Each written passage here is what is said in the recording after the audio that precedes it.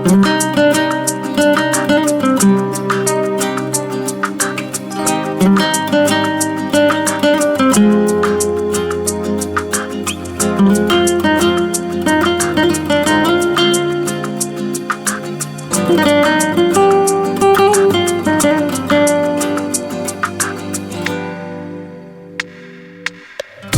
معنی عمر و بهاری زندگیست، زن لذت و بخت و خماری زندگیست. دنیا همه زیبا بود با نامی زن، رخساری زن گل بخاری زندگیست. زن معنی عمر و بهاری زندگیست، زن لذت و بخت و خماری زندگیست. دنیا همه زیبا بود با نامی زن، رخساری زن گل بخاری زندگیست.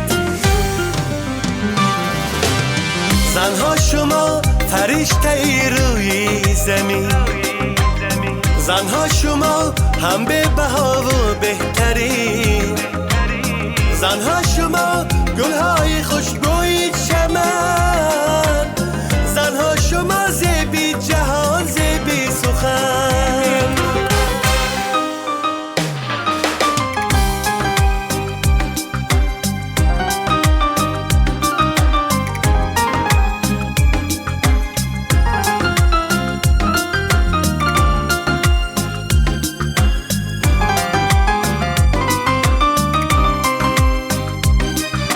ای موج دریای نوایی من شما، ای اوج دنیای صدای من شما.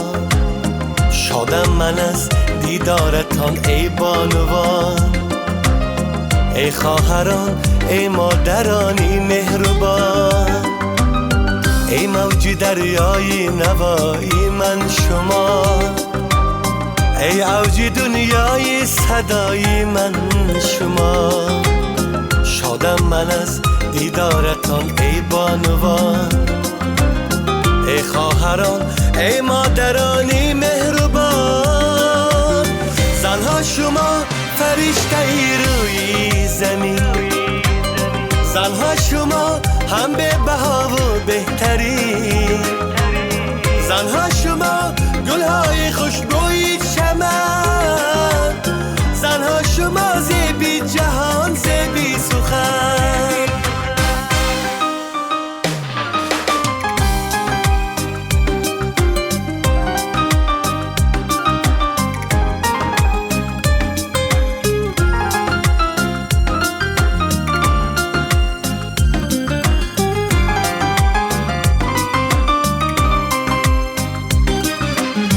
زنها شما فرشته ای روی زمین، زنها شما